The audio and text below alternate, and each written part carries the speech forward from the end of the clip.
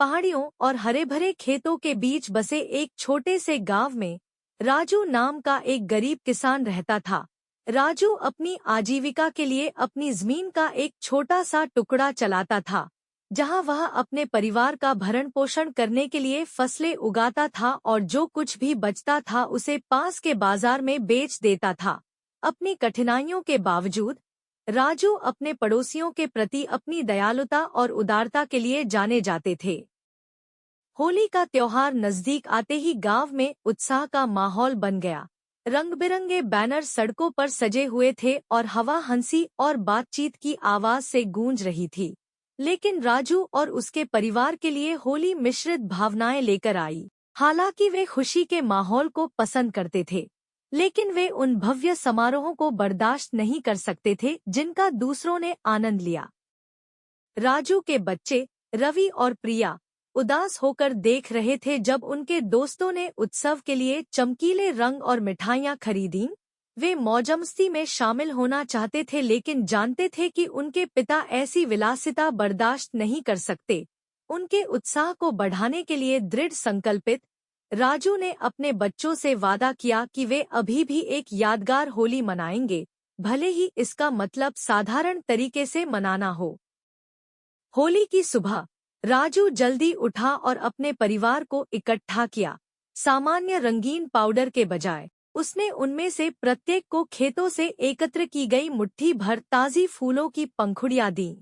अपने चेहरों पर मुस्कान के साथ वे केंद्रीय चौराहे पर ग्रामीणों के साथ शामिल होने के लिए निकल पड़े।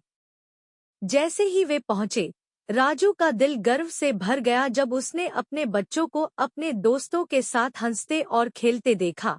हवा फूलों की मीठी खुशबू से भर गई थी और जल्द ही हर कोई रंगों और हंसी के बहुरूप दर्शक में नाच रहा था और गा रहा था।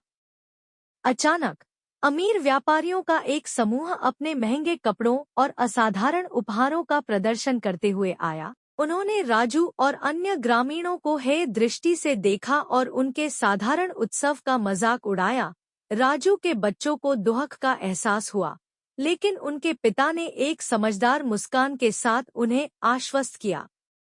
जैसे जैसे दिन चढ़ता गया, ग्रामीण सामुदायिक दावत के लिए एकत्र हुए। गर्म वसंत सूरज के नीचे भोजन और कहानियां साझा कीं। राजू के परिवार ने अपने खेत से फल और सब्जियां प्रदान करके जो कुछ भी वे कर सकते थे, योगदान दिया। अपने मामूली साधनों के बावजूद उनकी उदारता ने उपस्थित सभी लोगों के दिलों को छू लिया। जैसे ही सूरज डूबने लगा, राजू ने अपने परिवार को एक बार फिर इकट्ठा किया। अपनी आंखों में आंसू के साथ उन्होंने उनके प्यार और लचीलेपन के लिए उन्हें धन्यवाद दिया और उन्हें याद दिलाया कि होली की सच्ची भावना धन या फिजूल खर्ची में नहीं, बल्कि दोस्ती और समुदाय के बंधन में निहित है।